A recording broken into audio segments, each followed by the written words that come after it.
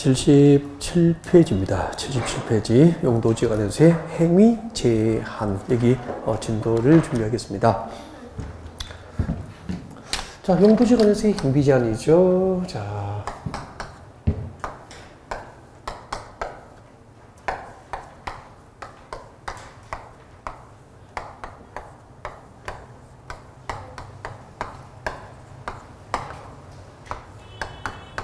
이런 얘기예요. 자, 여러분 여기 제1종 전용주거지역이에요. 1종 전용주거지역으로 용도지역이 지정됐습니다. 자, 1종 전용주거지역 지정 목적이 뭐죠? 공동주택입니까? 단독주택입니까? 단독, 그렇죠. 단독주택 중심의 양호한 주거환경 보호를 목적으로 용도 지정된 곳이 1종 전용주거지역이에요. 그래서 나중에 여러분의 고객이 그 1종 전용주거지역 땅을 사면은 대부분이 이제 1층 내지 2층인 단독주택 위주로 이제 건축이 이루어지겠죠. 네, 단독주택 위주로 건축이 됩니다. 근데 누군가가 일종 전용주거지역의 땅을 사서 여기다가 업무용대 빌딩, 30층 업무용대 빌딩을 올려버리면은 이 동네 단독주택 중심의 양호한 주거환경 보호를 목적으로 용도 지정된 일종 전용주거지역에 있는 나머지 기존 단독주택의 조망권과 일조권을 망치게 되잖아요. 그러면은 일종 전용주거지역에서 업무용대 빌딩을 건축하는 것은 그 지정 목적에 맞습니까? 맞지 않습니까? 맞지 않죠. 이런 개발행위. 용도지역 안의 토지 소유자라 하여금, 용도지역 안의 토지 소유자라 하여금 그 지정 목적에 맞지 않은 일정한 개발행위를 법으로 제한하게 됩니다. 이것을 행위제한이라고 그러죠. 가장 대표적인 개발이 뭐죠? 건축행위니까. 행위제한은 곧 용도지역의 지정 목적에 맞지 않은 건축을 제한하는 것을 말하는 거예요. 행위제한이 뭔지 아셨죠? 건축제한입니다. 그러면은 나중에 이제 여러분의 고객이 땅을 사면은 21개 용도지역 중 한 개에 대부분 해당할 건데 어떤 용도지역 땅을 사면 어떤 건축이 제한되는지 컨설팅을 해야 땅을 팔죠. 그죠? 어디에 규정되는지 알아야죠. 그러면은 용도지역 안에서의 건축 제한은 어디에 규정되는지 알아야 그 규정을 보고 상담을 하실 수 있게 되거든요. 이것을 어디에 규정되는지 알고 있는지 물어보는 거죠. 용도지역에서의 행위제한, 건축제한은 무엇을 정합니까? 대통령령으로 정합니다. 이게 원칙이에요. 대통령령으로 정한다는 거고. 이때 대통령령은 이 법, 국토교육법이죠. 이 법, 국토교육법 시행령이죠. 국토교육법 시행령을 말하는 거고. 그러니까 대통령령과 시행령은 같은 말이거든요. 우리 국토교육법 시행령에는 21개 용도지역별 건축 제한에 관한 사항을 국토교육법 시행령상 별도의 표를 준비합니다. 21개 용도지역별 건축 제한 표가 있고 그 표를 활용하여 컨설팅을 하시면 된다고 그랬잖아요. 그럼 지금 이걸 외우고 있어야 되죠. 용도지역별 건축 제한은 대통령령으로 정하는 게 원칙이다. 다만 예외적으로 용도지역 안에서의 건축 제한을 대통령령으로 정하지 않고 개별 법률로, 개별법으로 따로 규정하는 경우도 있다는 거죠. 이 개별법으로 규정하는 경우는 암기가 필요해요. 암기. 자, 이런 교재 같이 볼까요? 자, 77페이지 제일 위에 봅니다. 건축물의 건축제한. 자, 동그라미 1번 밑줄을 껐으면 좋겠습니다. 지정된 용도지역 안에서 건축물이나 그 밖의 시설의 용도, 종류 및 규모 등의 제한. 이때 제한이 건축제한이 되겠죠. 지정된 용도지역 안에서 건축제한에 관한 사항은 줄 것이십시오. 무엇을 정한다? 대통령령으로 정한다. 이 대통령령을 외우셔야 됩니다. 이게 원칙이에요. 이때 대통령령은 뭐죠? 국토교육법 시행령, 이 법 시행령으로 정함이 원칙이라는 거죠. 네. 그래서 이제 국토교육법 시행령을 보면은 21개 용도지역별 건축 제한에 관한 별도의 표를 두고 있거든요. 그 표를 보시고 컨설팅을 하시면 돼요. 다만 내려옵니다. 2번 옵니다. 용도지역, 용도지구 안에서 행위제한, 건축제한 특례 규정이 나와 있습니다. 그 특례가 저 밑에 보이네요. 1, 2, 3번. 양괄호 1, 2, 3번을 묶어주시고 이게 특례입니다. 특례. 이것은 암기가 필요해요. 외워야 돼요. 예를 들면 농공단지 봅니다. 1번. 산업 입지 및 개발에 관한 법률. 이걸 약칭해서 무엇이라고 하죠? 상개법. 산업 입지, 산. 개발에 관한 법률. 법률할 때 법에서 상개법이라고 하거든요. 자, 상개법 규정에 의해서 농공단지 줄 것이십시오. 농공단지로 지정된 토지 안에서 건축 제한은 줄 것이십시오. 산업 입지 및 개발에 관한 법률 규정에 의한다. 그런 얘기예요. 그러면 잠깐만요. 이렇게 외우십시오. 용도지역별 건축제한은 대통령령으로 정함이 원칙이지만 예외적으로 개별 법률로 규정한 경우가 있죠. 첫 번째 무엇이 있었습니까? 농공단지, 농공단지. 어떤 용도지역 안에 농공단지가 지정되면 그 농공단지로 지정된 토지 안에서 건축제한은 대통령령으로 정하지 않고 따로 개별 법률로 정하죠. 근데 따로 정한 개별법이 뭐죠? 농지법이 아니고 상계법이라는 상계법. 산업 입지 및 개발이라는 법률에서 정하고 있다는 거죠. 이걸 외워야 되는 거죠. 그렇죠. 농공단지에서 건축제한은 상계법 이렇게 외워야 되죠. 한번 보세요. 이게 농림지역이에요. 네. 전답과 순동 농지가 있고, 네. 전답과 순동 농지가 있고, 주변에 산이 있습니다. 농림지역이에요. 농림지역. 만약에요. 여러분의 고객이 이 농림지역 안에 이 동네 땅 삽니다. 이 동네 땅 사면은 어떤 건축물이 건축이 제한되는지, 어떤 건축이 가능한지는 무엇을 상담하셔야 됩니까? 농림지역은 용도지역이고, 용도지역 안에서 건축지역은 대통령령으로 정하니까, 국토교급 시행령, 별표가 있다고 그랬죠? 농림지역 안에 건축지역 표가 있겠죠? 그 표를 보고 농림지역에서 이런 건축물을 건축할 수 있습니다라고 상담하면 돼요.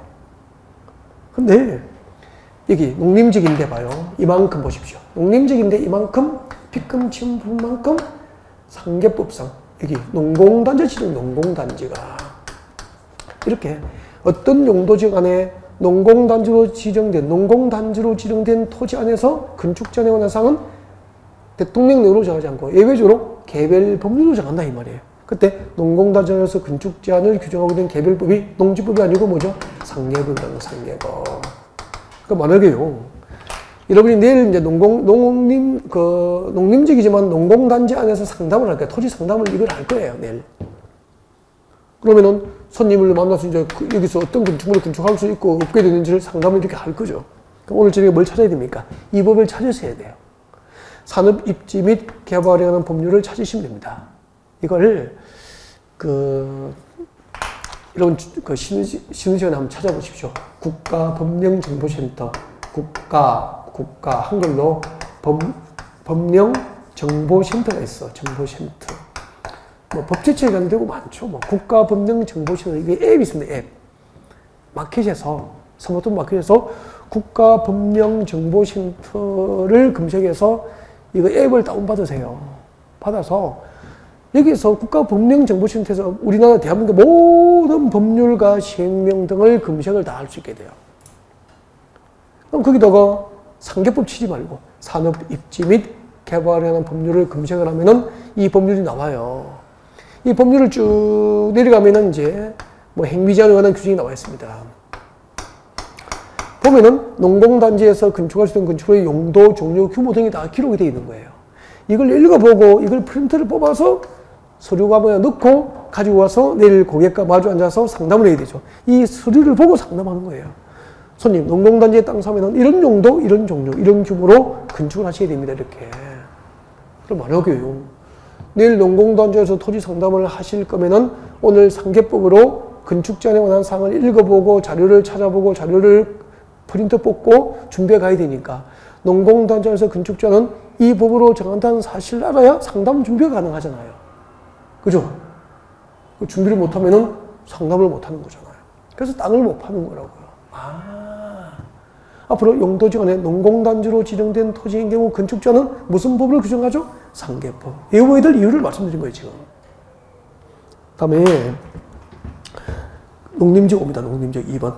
농림지역 안에 밑줄 그십시오. 농업진흥지역이 지정됐거나 보전산지로 지정되어 있거나 초지로 지정된 땅은 각각 개별법이 무슨 법이죠? 농지법, 산지관리법, 초지법에 의해서 건축제를 받습니다. 외워야 됩니다. 농림지역 중 농업진흥지로 지정된 땅은 농지법에서 건축제를 받습니다. 농림지역 안에 보전산지로 지정된 땅은 산지관리법. 농림지역 안에 초지로 지정된 땅은 초지법에 의해서 건축제를 받게 돼요. 그렇게 외워야 돼요. 그 다음에 3번 내려옵니다. 자연환경 보존지역 중 자연공원법상 밑줄 것이십시오. 공원구역이 지정되어 있거나 그 다음에 수도법상 줄 것이십시오. 상수보호구역이 지정되어 있거나 그 뒤에 문화재보호법상 줄 것이십시오. 지정문화재 또는 천연기념물과 보호구역 줄 거예요. 쭉 꺼야 되죠. 지정문화재 또는 천연기념물과 그 보호구역으로 지정되어 있거나 해양생태계 보존 및 관리하는 법률상 또 줄 거죠. 해양보호구역 줄 것이죠. 해양보호구역이 지정되어 있거나 그리고 자연환경 보존지역 안에 수산자원관리법상 밑줄 것이십시오. 수산자원보호구역으로 지정된 토지는 각각 개별 법률인 자연공원법도 끝까지 쭉 보면 되겠네. 자연공원법, 수도법, 문화재보호법, 해양생태계 보전 및 관리에 관한 법률, 그리고 수산자원관리법과 같은 개별법에 의해서 건축자 유지, 여기까지 외워야 돼요. 자, 그것을 자, 외울 수 있는지, 자, 여러분 교재를 보고 대답합니다. 물으면 대답해요. 책 보시고, 자연환경 보전지역을 보시고 대답합니다. 여러분, 자연환경 보전지역 안에 공원구역, 공원구역으로 지정된 토지인 경우 건축자는 무슨 법? 자연공원법. 그렇죠. 자연환경 보전지역 안에 상수원보유구로 지정된 땅은 건축자 아니? 수도법에 의해서. 그렇죠. 그렇게 온 거예요. 자연환경 보전지역 중 지정문화재 또는 천연기준물과 보호구역이 지정된 곳은 문화재보호법. 그렇죠. 자연환경 보전지역 중에서 해양보호구역은 해양생태계 보전 및 관리하는 법률. 자연환경 보전지역 안에 수산자원보호구역이 지정된 땅은 수산자원관리법에 의해서 건축자를 받게 되는 거죠. 그렇게 오는 거예요. 지금까지 1, 2, 3번은 뭐죠? 대통령령입니까? 개별법입니까? 개별법 규정에 의해서 건축 제한이 이루어지는 경우입니다. 암기가 필요합니다. 이런 것은 나중에 7월달 되면 문제를 풀잖아요. 안 풀리면 어차피 그때 외우지 말하면 외우더라고요. 다. 안 되거든. 그러니까 다 치더라고. 근데 너무 미루어두면 나중에 감당이 안 되니까 미리미리 좀 준비를 했으면 좋겠다. 그런 표현이 되겠죠. 네, 넘어가겠습니다. 그 다음에 넘어갑니다. 넘어가서 여러분 교재 81페이지입니다. 81페이지 오세요. 81페이지.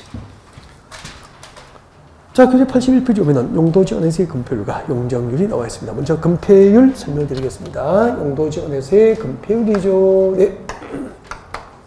용도지역 안에서 건폐율. 교재 보면은 건폐율 공식이 나와 있죠. 네, 공식을 같이 한번 더 외우죠. 이걸 계속 나올 때마다 반복을 해줘야 유지가 됩니다. 유지되고 이제 추가되는 거죠. 같이 하겠습니다. 처음 하는 것처럼. 자, 건폐율은 대지 면적에 대한 건축 면적의 비율이에요. 대지 면적에 대한 건축 면적의 비율이죠. 예를 들면은 여기 100제곱미터의 대지가 있습니다. 100제곱미터의 대지가 있는데요. 이 100제곱미터의 대지에 만약에 50제곱미터가 건축이 되어 있습니다. 50제곱미터가 건축이 되어 있네요.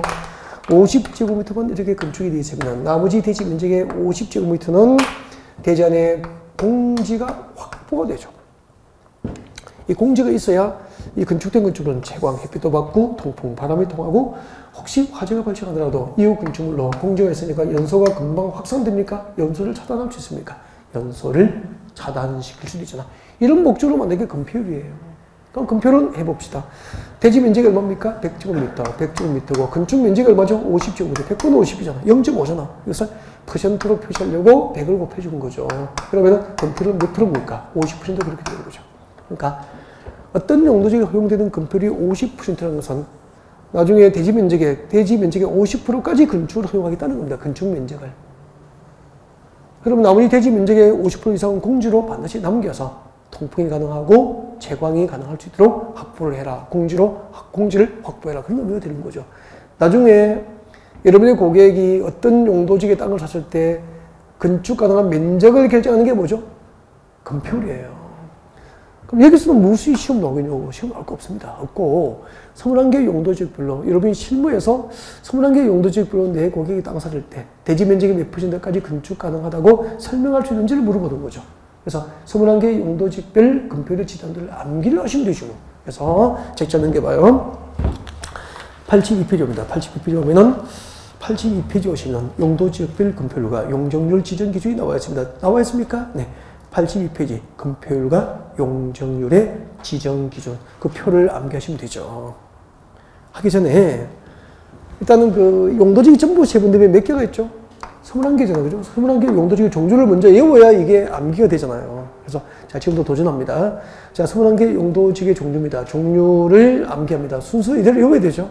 같이 하면은 쉬워요. 그래서 같이 한번 해봅시다. 교재 그대로니까. 자, 교재는 거기서 움직이지 않습니다. 82페이지를 그대로 둔 상태에서 고개만 딱 들면 되죠. 고개만 들고 같이 합니다. 같이 해봐요, 같이.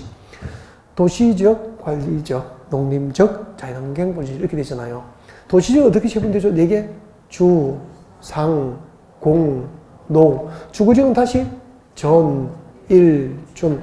전용 주거지역과 일반 주거지역과 준주거지역 있잖아요. 해볼게요, 이제. 전용 주거지역은 1종과 2종으로 세면 되죠. 같이 해요. 제1종 전용 주거지역과 제2종 전용 주거지역이 있습니다. 전용 주거지역은 1종과 2종으로 세면 됩니다. 일반 주거지역은 주택의 층수에 따라서 1종부터 몇 종까지? 3종. 좋아요. 제1종 일반 주거지역, 2종 일반 주거지역, 3종 일반 주거지역, 그리고 무엇이 있습니까? 준주거지역. 이렇게 해서 주거지역이 시험문제에 몇 개? 6개. 생각보다 쉬워요. 외우는 게. 전용 주거지역이죠. 전용 주거지역, 일반 주거지역, 준주거지역. 이렇게 해서 전, 일, 준. 그렇게 하잖아. 상업적 4개를 충청도 버전으로 연습하면 기억납니까? 상업적 4개. 중, 1, 근이, 그렇게 했죠. 네. 중, 1, 근이, 유. 이렇게 되죠. 같이 합니다, 같이. 이거 뭐죠? 중심 상업지역, 일반 상업지역, 걸린 상업지역, 유통 상업지역. 주상, 공록. 공업지역은 전일준입니다. 공업지역은 전일준. 같이 합니다. 같이. 무슨 공업지역이죠? 전용 공업지역, 일반 공업지역, 준공업지역. 이렇게 되죠. 전일준, 중일근이유, 전일준. 그렇게 되죠. 녹지지역은 보생자입니다. 보생자. 보전 녹지, 생산 녹지, 자연 녹지. 여기까지 하면은 주상공록 도시정 16개입니다.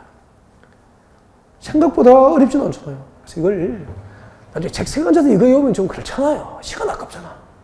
수업 시간에 이렇게 한 번씩 복습해서 돌려줘야 기억이 돼 있어요. 잊어버리니까. 돌려줘야 되거든. 수업 시간에 하는 거 열심히. 도시적 밖에 관리적 세계 오늘 배웠잖아요. 관리적 세계 어떻게 되죠? 보, 생, 계. 그렇게 됩니다. 보전 관리, 생산 관리, 계획 관리. 도시적 밖에. 그 다음에 2개 남았네요. 뭐죠? 농림지역과 그리고 자연환경 보전지역. 이렇게 되는 거죠. 그렇게 해서 비도시적. 도시적 밖에 몇 개가 있습니까? 도시적 밖에 5개. 도시적 안에 16개. 그리고 21개 다 외운 거잖아. 생각보다 쉽거든요. 그래서 연습 좀 하시고, 혹시 뭐 1, 2월 빼먹고 3월달에 처음 들으시고 하시는 분들 1, 2월 강의로 예습하고 3, 4월 강의를 듣는 게 또 좋죠. 자기에게 맞는 방법을 찾아서 하면 돼요. 얼마나 세상 좋아. 맞죠? 저녁에도 잠 안 오면 항상 인터넷 틀면 선생님 나와서 설명 다 해주는 세상이잖아. 좀 빨리 해. 빠바바바바바바박 하지 뭐. 천천히 해. 하지 뭐. 다 하잖아. 소리도 크게, 작게 뭐. 컴퓨터로 볼 수도 있고, 핸드폰으로 볼 수도 있고, 얼마나 좋은 세상이야. 맞잖아. 그죠? 정말 좋은 세상에 살고 있는 거예요. 우리 어릴 때 만화로 보던 상상 속의 세계를 살고 있잖아, 우리가 지금. 그죠? 다 자가용 타고 다니면서. 야, 초등학교 때 막, 어릴 때는 니 것만 타도 그냥 동네에서 타고 다니면 좋은 놀이였고, 가슴에 설레 있는데, 자가용 다 타고, 맘만 먹으면 비행기 타고, 해외 어디든 여행 가고, 당군 이후로 이렇게 우리가 잘 살아본 적이 없잖아요. 6.25 전쟁 이후로 70년 동안 전쟁이 없는 시대에 70년 동안 전쟁이 없은 적이 한 번도 없었습니다. 처음입니다. 처음이에요, 역사상. 70년 동안 전쟁도 없이 이렇게 풍족하게 살고 있잖아. 좋은 세상이죠. 네. 그래도 우리는 늘 만족하지 못하고, 그죠? 또 싸우고, 그러잖아. 그죠? 갈등 더 많은 것 같고, 그런 것 같고. 그러니까 물질이 행복을 결정은 아닌 것 같아. 그죠? 그래서 정신도 중요한 거고, 그런 것 같아요. 죄송합니다. 이야기가 또 그렇게 되네. 이런 게 길면 안 돼. 딱 끊고 다시 합니다. 여보세요. 21개 용도지역별 금표입니다. 금표. 주거지역은 저희 집 전화번호 맞죠? 우리 친언니가 전화번호 다 땄잖아요. 저희 집 전화번호 몇 번입니까? 55국에 6657.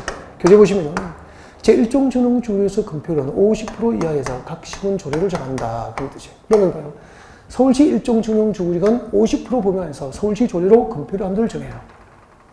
부산시 1종 전용주거지역에서 금표는 50% 이하 범위에서 부산시 조례를 정합니다. 이해가 되죠? 그럼 서울시 조례하고 부산시 조례는 같습니까? 다릅니까? 다를 수 있으니까. 똑같은 1종 전용주거지역도 서울과 부산은 허용하는 금표율이 동일합니까? 다를 수 있습니까? 다를 수 있다는 것도 알아야 돼요. 그냥 외우면 안 되잖아. 그 다음에 상업지역이죠. 상업지역은 상가보도였죠. 9878. 그죠? 9878. 9878. 중심 상업지역은 90. 일반 상업지역은 80. 걸린 상업지역 70. 유통 상업지역은 80. 출판사마다 이 순서가 조금 다를 수도 있습니다. 네, 그래서 여기는 중심, 일반, 근린, 유통을 했을 때 9878 그렇게 되는 겁니다. 출판사마다 조금 다르니까. 네. 그 다음에 공업지역은 777, 전부 70이죠. 서울시, 부산시 공업지역 안에 땅 사면은 대지 면적의 70%까지 크게는 공장 건축을 허용한다. 그런 뜻이죠. 그 다음에 너무 쉬워요. 녹지지역은 대부분이 개발 용도입니까? 보존 용도입니까? 보존 용도. 비도시 지역도 대부분이 보존 용도. 보존 용도니까 건축할 수 있는 면적 비율, 개발 비율은 가장 낮죠. 20%죠. 전부 20입니다. 전부 20인데 계획관리지역만 얼마였죠? 40. 그래서 우리 이렇게 보잖아요. 지금 100세 시대니까 인생의 계획은 40대 이후의 시보다 늦지 않고 몇 세 시대죠? 100세 시대니까. 계획관리지역을 허용하는 건폐율은 40, 용적률은 100%까지 허용됩니다. 인생의 계획은 40대 이후의 시보다 늦지 않고 몇 세까지 살자? 100세까지 살자. 21개 용도지역별 건폐율의 최대 한도였습니다. 이렇게 암기하시면 되고요. 여기까지는 1월 달에 강의가 진행되었어요. 맞죠? 3월 달에는 전문 지시로 들어갈까요? 이제 이런 곳에 들어가야 이제 이제 공법의 참맛을 보게 될걸요. 그리고 이 과목이 나중에 나의 연봉을 결정하구나라는 것도 알게 될 거예요. 얼마나 또 법은 해석하고 현장에 적용하고 활용하는 것이 중요한지도 알게 될 것 같고요. 기대해도 괜찮을 것 같은데요. 이런 교재 83페이지. 83페이지 보시면은 일단 이거 하고 내려가야 되겠네요. 자, 83페이지 제일 위에 두 번째 박스입니다. 박스안에 계획관리지역으로 시작되는 건 찾으셨습니까? 네, 읽어볼게요. 계획관리지역과 생산관리지역과 녹지지역에서 줄거 주십시오. 성장관리원을 수립한 경우입니다. 성장관리원을 수립하면은 건폐율의 최대한도를 특례로서 허용해요. 예를 들면 내려오십시오. 박스 안에 성장관리원에 수립된 계획관리지역은 건폐율이 얼마죠? 50%까지 줍니다. 본래 계획관리지역은 건폐율의 최대한도가 40%까지 허용하잖아요. 근데 성장관리원에 수립된 계획관리지역은 얼마죠? 특례로서 10%를 완화해 줍니다. 그래서 50% 이하 범위 안에서 각 시군 조례를 정하게 됩니다. 외워야 돼요. 꼭 외워야 돼요. 그리고 이번에 자연녹지지역과 생산관리지역은 본래 건폐율이 얼마입니까? 20% 이하로 제한되잖아요. 근데 무엇이 수립되면 성장관리원이 수립된 자연녹지지역과 생산관리지역은 얼마입니까? 30%까지 건폐율 한도를 허용합니다. 특례 규정이니까 외워야 됩니다. 이거 암기, 별표 이런 걸 해야 이제 점수가 소소하게 올라가요. 그 다음에 그 밑에 봅니다. 양괄호 3번에 이럽니다. 양괄호 3번에 박스가 나와 있죠. 별표 2개 하시고요. 앞에 적으십시오. 통째 암기입니다. 통째 암기. 통째 암기를 하셔야 돼요. 네. 이걸 제가 암기하는 방식으로 강의를 하겠습니다. 그래서 이제 고개를 드시고 수업이 끝나면 사진 찍으십시오. 사진 찍어서 암기를 하셔야 됩니다. 그거 드시고요. 보겠습니다.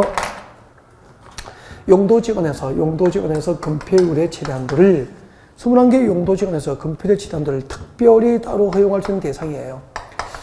용도지원에서 건폐율과 용적률의 최대한도를 용도지원에서 건폐율과 용적률의 최대한도를 특별히 따로 정할 수 있는 대상입니다. 이걸 저는 이렇게 외우라고 합니다. 앞으로 계속 이렇게 할 거예요. 자개는 그냥 보고 있다가 나중에 사진 찍으면 됩니다.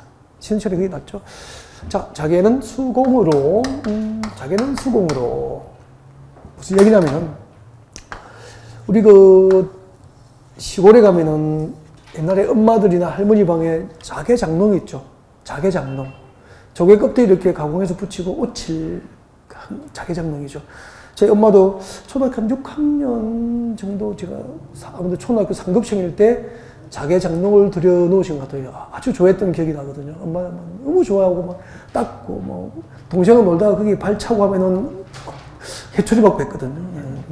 자개장롱 좋은 것 같아요. 거기 또 이불 속에 숨고 뭐 하잖아요. 그죠? 숨바꼭질도 하고 그러다가 또 해초리 맞은 기억도 있고 자개장롱 그거 몰랐는데 커서 보니까 그 자개장롱의 그림이 예술이더라고. 예술은 자동으로 찍어야 됩니까? 자개장롱은 수공으로 빚어야 됩니까? 수공이죠. 그래서 자개는 수공으로. 농공단지, 산업단지에서 생산한다. 그렇게 오십시오. 자개는 수공으로 농공단지와 산업단지에서 생산한다. 자기는 수공으로 농공단지와 산업단지를 생산을 해놓고, 자, 이제 연습 좀 해야 됩니다. 자는 뭐냐면은 교재에 나와 있죠? 자연취락지구.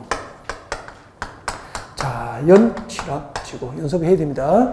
걔는 뭐죠? 개발진흥지구입니다. 개발진흥지구. 수산자원 공원은 뭐냐면 공원입니다. 공원. 자연공원 돼 있을걸요? 자연공원 할 때 공동그라미 하는 거죠. 그 다음에 농공단지, 산업단지인데, 산업단지는 공업지역에 있는 산업단지예요. 공업지역 안에 있는 산업단지예요. 공업지역 안에 있는 산업단지. 그럼 잠깐만요. 어떤 용도지역 안에 이것들이 지정되면은 금표과 용적률의 차량들을 특례로서 별도로 허용해요. 아까 21개 용도지역별 허용된 금표이 있죠?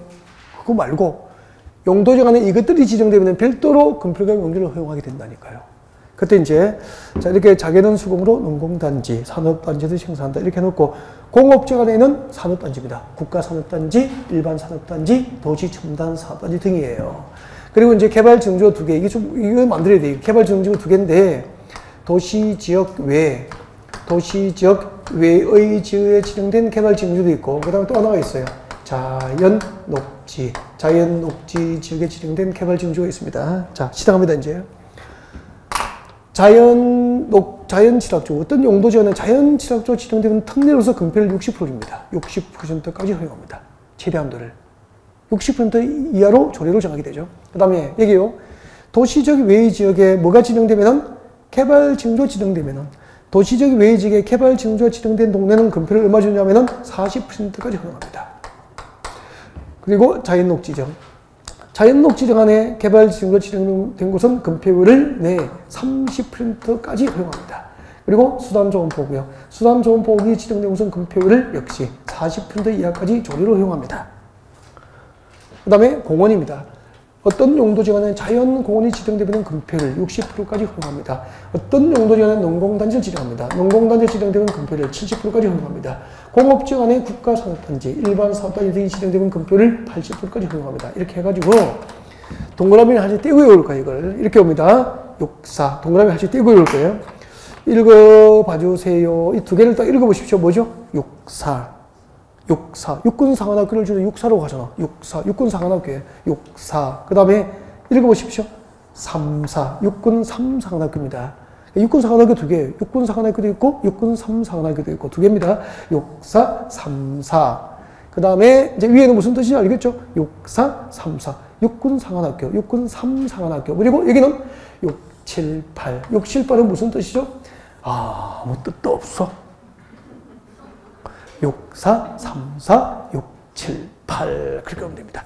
6, 4, 3, 4, 6, 7, 8 다 외웠죠? 이렇게 암기하시면 됩니다. 자개는 수공으로 농공단지와 산업단지를 생산한다. 이때 산업단지는 공업지역에 지정된 국가산업단지, 일반산업단지, 도시첨단산업단지 등이에요. 그리고 개발증조는 2개 있어. 도시적 외의 지역에 지정된 개발증조지구와 자연녹지 지역에 지정된 개발증조로 나누어서 제일 위에서부터 6, 4, 3, 4, 6, 7, 8 계속 연습할 거예요, 앞으로. 그리고 참고로 2018년도 2017년에 이게 통째로 한 문제입니다, 그냥. 용도지역에서 금표를, 우리 아까 21개 용도지표를 암겼죠? 55개, 6657. 그게 아니고 이것으로 통째로 한 문제 나오죠. 그전에는 한 줄씩 간간히 시험에 내다가 통째로 내버린 거죠. 요즘에는 이쪽을 많이 내요. 여기까지 암기 방법. 그냥 암기하면 됩니다. 근데 지금부터 들어보실래요? 지금부터 설명을 들으면 전문 지식이 됩니다. 그래서 제가 얼마나 공법이 종합적인 학문이고 이해가 필요하고 해석이 중요하고 현장에 활용하는 게 중요한지 보여드릴게요. 형님, 너무 바빠 우리 형님은. 저 좀 봐. 저 보시고. 자연취락주가 뭐냐면 이거 들으려고 강의 듣는 거 아니에요. 솔직히 암기하는 방법이야. 여러분도 만들면 됩니다. 근데 지금 해석 이런 거는 아무나 안 돼요. 보시고요. 자연취락주입니다. 자연취락주는 오늘 배워요. 1월달에 배웠어요. 오늘 또 해요. 자연취락주의 지정 목적은 어떻게 되죠? 녹관농자 그렇게 없다고. 녹관농자 안에서 취락을 정비하는 게 목적입니다. 취락 정비. 이게 목적이라고. 봐요. 녹지지역, 녹지지역, 관리지역, 농림지역, 이건 뭐죠? 자연환경 보지지역에서 취락을 정비하는 게 취락이 뭐죠? 공장입니까? 주택이 있는 마을입니까? 주택이 있는 마을을 정비하는 건 재개발하는 거예요.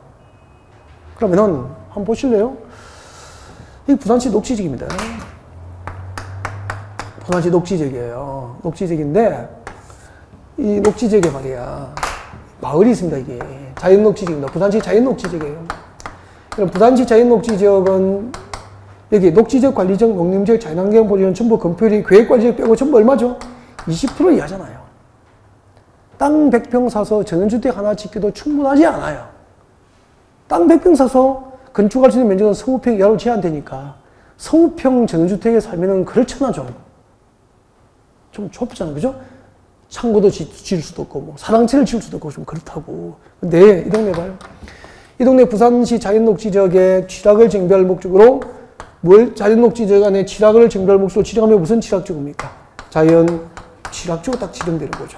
자연 취락지구 지정되면 그 동네는 그대로 묶여 있는 겁니까? 정비를 할 수 있습니까? 정비, 재개발이 가능해, 동네를. 밀어버리고 아파트 짓는 개념은 아니고요. 그 동네를 정비해. 골목길이 좁으면은 반듯하게 다시 만들어주고, 공원도 만들어주고, 공용 주차장도 만들어주고, 주민들의 공동 이용시설도 만들어주고 한다고요.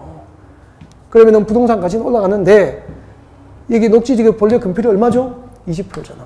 근데 자연취락지구 지정되면 특례에서 얼마 준다고요? 60%를 줘요. 녹지지역의 건폐율 60%를 주면 땅값이 오를까요? 떨어질까요? 얼마나 오르냐 하면은요. 많이 봤거든요. 2배, 아니 3배, 많게는 5배 오른 것도 봤습니다. 순식간입니다. 그러면 솔직히 그냥 이렇게 합시다. 아니 여기 자연취락지구 지정하기 전에 1억 투자하면은 순식간에 3억, 2억, 4억으로 만들 수 있는 거잖아요. 맞죠? 그럼 이 자연취락지구 정보 한 방이면은 1년, 2년을 먹고 살 수 있는 게 공인중개사 직업입니다. 우리가 이런 것을 해석하고 하려고 이런 전문 지식을 배워서 부동산을 좀 품격 있게 하고 내 고객을 제도적으로 투자하는 거잖아요. 투자에 실패하지 않게 만들어줄 수 있는 능력을 갖추기 위해서 공부하는 거지. 뭐 전봇대, 원룸, 강구판 붙이고 그것을 목표로 하지는 않잖아. 그것도 하나의 방법은 될 수 있겠지만 시작할 때는. 이런 게임이에요, 결국은. 그럼 보십시오. 이 자연취락지구 지정은 고급 정보죠? 배웠죠? 그 정보를 어떻게 배웠죠? 지난주에 배웠잖아. 도시공관리구역으로 자연취락지구 용도지구니까 도시공관리구역 정책을 위반을 해서 결정을 하겠죠. 그럼 지난주에 배우기를 자연취락지구 지정을 위한 도시공관리구역 정책을 위반할 때 제일 먼저 뭐 하죠? 기초조사한다고 배우셨잖아. 두 번째 뭐 하죠? 주민의 의견을 듣잖아요. 주민의 의견을 듣잖아. 근데 주민의 의견은 광역도시가 도시공기본계획 공청회를 통해서 주민 의견 청취를 하지만 도시공관리계획 위반할 때는 이 도시공관리계획안, 자연취락지구 지정안을 2개 이상의 신문과 시청군청 인터넷 홈페이지에 공고하고 관련 서류를 14일 이상 공개 열람을 시켜서 열람기간 동안에 주민 의견을 듣는다 그랬죠. 그럼 주민 의견 청취 과정에서 신문과 시청군청 인터넷 홈페이지에 공고되잖아요. 이 고급 정보가. 그래서 그냥 부동산 간단합니다. 성공용 이런 정보 하나면은 1년, 2년 먹고 사는 게 공인중개사입니다. 제가 볼 때는 그렇습니다. 근데 이게 자연취락지구 지정 목적이 머릿속에 항상 있어야 되고요. 건폐율 특례를 늘 알고 있어야 되고 종합적으로 이에 대해서 해석하고 활용하는 능력은 누구에게 있는 건 아니다. 예를 들면 합격자 1000명 중에 1명 정도 나오겠죠. 0.1%가 아니고 0.01% 정도는 그렇게 삽니다. 이 가능한 게 부동산입니다. 들어보니까 맞죠? 이런 곳에 투자하기 위해서 내 고객을 하여금 솔직히 5명만 1억을 3년 만에 3억 만들어주면은 그 5명은 나의 가장 좋은 광고 아닙니까? 주변에 다 데려오겠죠. 이걸 경험하신 분들은 또 보여드릴까요? 도시적 외의 지금 건폐율 얼마죠? 비도시적은 얼마죠? 20%다 본래. 녹지적과 비도시는 다 계획과지역 빼고 다 20이잖아요. 그 도시적 밖에 관리적, 농림적, 자연환경 보전적 안에 무엇이 지정되면은 개발진흥주가 지정된 우선 금표를 얼마 주죠? 40. 20%가 40%면은 2배로 개발 비율을 높여주죠? 땅값 오릅니까? 떨어집니까? 오르죠. 그러면은 자연사학적 지정은 대박. 개발진흥지구 지정도 대박. 그 다음에 자연녹 지정은 본래 금표율이 얼마죠? 20. 근데 그 자연녹 지정 안에 개발진흥지구가 지정되면 얼마? 30. 그것도 대박인데 그 자연녹 지정에 자연친화구가 지정되면 얼마죠? 60. 대박. 그렇게 되는 거잖아. 그치? 그 다음에 봐요. 농공단지 금표율 얼마죠? 여러분, 농공단지 웃기게 보면 안 돼요. 이거 우습게 보시면 안 돼요. 농공단지는 도시적 안에 있습니까? 도시적 밖에 있습니까? 도시적 밖에 농공단지가 지정되죠. 그게 공장이 왜 들어가죠? 농공단지 도시적 밖에 금표율이 20%인데 누가 투자하겠냐고. 근데 농공단지 지정되면 금표율 통계로서 얼마 주죠? 70%니까 도시적의 공업지역 777하고 똑같죠? 도시적의 공업지역 똑같이 공장 개발이 제도적으로 보장이 되잖아요. 그러면은 사상공단, 부산 사상공단에 있다가 김해 농공단지 쪽으로 나갈 수밖에 없는 거예요. 나가는 게 정답이에요. 왜요? 사상공단 분양받을 때 10만 원에 공장 용지를 분양받았는데 15년 동안 푸도내지 않고 공장을 돌렸는데 땅값이 10만 원짜리가 공장 부지가 150만 원 되고 15배 올라왔어. 그때쯤은 공장 팔고 농공단으로 나가야 되는 거 아닙니까? 그렇게 해서 50억은 내 가족을 위해서 뒤로 돌려놓고 나머지 30억 가지고 공장 짓고 김에 나가서 공장 돌려야 되는 거 아니에요. 부도가 나도 가족은 살아야 되니까. 맞죠? 제가 공인중개사 하면은 저는 가방 들고 영업을 나가겠습니다. 김해 녹상 공장으로 뭐 이런 거죠. 부산의 공단으로 가겠습니다. 잘 돌아가는 공장을 팔 수 있게 만들겠습니다. 부도 나기 전에 잘 돌아가는 공장을 팔게 해야 돼요. 그래서 그 공장 부지하고 잘 돌아가는 공장이 팔리지. 부도 나고 경매 중이고 유치권 행사 중이고 그런 공장 팔립니까? 안 팔리죠. 기업도 잃어버리고 가족도 잃어버리고 마지막으로 몰리게 되잖아요. 할 일이 많은데 공인중개사 되면 하실 일이 참 많잖아요. 아는 것만큼 일이 많이 생기잖아요. 그리고 보십시오. 공업지역 금표는 얼마죠? 70. 그 공업지역에 뭐가 지정됐죠? 공업지역 안에 국가산업단지, 일반산업단지, 도시첨단 사업단지 지정된 금표를 얼마 주죠? 80. 얼마가 완화되죠? 10%. 10%? 아니요. 삼성을 움직이게 했잖아요. 수도권의 그냥 공업지역은 금표율 70%예요. 땅 10만 평 사면 삼성이 반도체 공장은 7만 평 지어야 돼요. 근데 국가산업단지나 평택 들판에 도시첨단 사업단지 지정되니까 공장을 땅 10만 평 사면 얼마 짓죠? 8만 평 지을 수 있잖아요. 반도체 공장 1만 평, 1만 평 규모면 연간 매출이 수십조 좌우를 합니다. 삼성을 움직이잖아요. 그래서 국회의원 선거하면 이렇게 합니다. 4월달이니까 이렇게 곧, 나중에 연설할 때 잘 들어보십시오. 제가 만약에 부산 사상구 국회의원이 되면은 도시첨단 사업단지를 유치하고 막 이렇게 하거든. 그럼 봐요. 도시첨단 사업단지를 유치한다는 것은 사상의 그냥 공업지역이 그냥 공업지역이 아니고 도시첨단 사업단지 유치하면은 금표율 70%입니까? 80%입니까? 제도적으로 80% 보장되니까 투자 환경이 좋아집니까? 나빠집니까? 대기업이 투자할 수 있는 환경이 좋아지죠? 그만큼 그 지역에 대기업 유치가 쉬워지잖아. 그것을 공략한 겁니다. 왜 도시첨단 사업단지가 좋고 왜 국가사업단지가 일반 사업단지보다 좋은지 아시겠죠? 이런 특례가 인정되기 때문인 거예요. 보니까 해석하고 그냥 암기하고 끝낼 일입니까? 해석입니까? 공법은 해석이고 현장에 적용하고 활용할 때 전문 지식으로 빛이 발한다는 거죠. 많이 공부하면은 보입니다. 그러니까 여러분에게 일생일대의 좋은 기회 아닙니까? 또 이런 공부할 수 있는 기회가 1년, 2년 주어지겠습니까? 우리에게. 그래서 이 공부할 때 진짜 열심히 하십시오. 우리 프로 아닙니까? 열심히 해서 준비하시고 나가면은 희망이 보이잖아요. 열심히 하시고. 아무튼 이 청년은 그렇게 생각합니다. 금표율의 특례 규정이었죠. 너무 용병을 쉬었다가 해요. 용병을 쉬었다가 하겠습니다. 네.